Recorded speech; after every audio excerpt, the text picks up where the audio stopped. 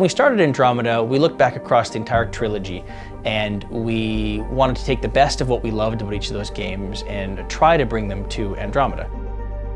Everything depends on the engine, and so we're very lucky that we had great partners at DICE, another EA studio, as well as a big effort within the company to get everybody aligned on Frostbite. We'd already started Dragon Age Inquisition moving to Frostbite, and so there were some team members there who had learned some things about Frostbite, and so we did spend some time trying to knowledge transfer and share that way. But then Andromeda had its own technical expectations, its own things it wanted to push the envelope on. But when you switch software, you switch engines, you've got a lot of replanning to do, and so those things had to be planned very carefully.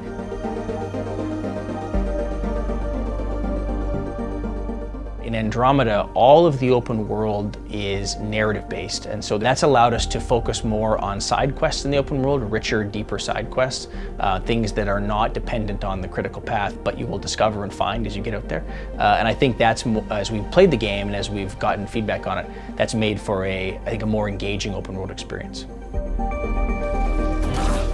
Frostbite's brought a lot to the combat equation for Andromeda. It is first and foremost a shooter engine, and the DICE folks have done an amazing job with that. If you've played their games, you know just how high quality of a shooter they make. And so a lot of that internal work and a lot of their expertise transferred over when we adopted it for Andromeda.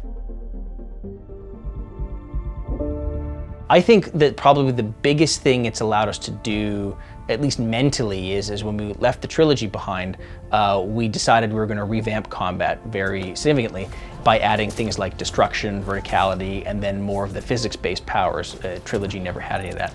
And so having the fresh start in the Frostbite engine allowed us to engage with those things and build those things from the start, and I think they've worked out very well. We brought loyalty missions from ME2, we brought kind of the refined combat system for ME3 and the multiplayer for ME3. But the more we discussed it, the more ME1 kept coming back as the spiritual North Star for Andromeda. This idea of exploring planets, this idea of being a new character with a new cast of characters in the game. Everything around that experience resonated with what we're trying to do in Andromeda.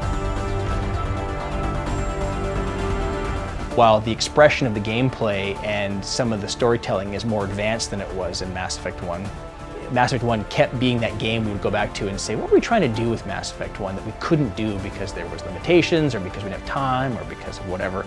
And so we would build those things into Andromeda.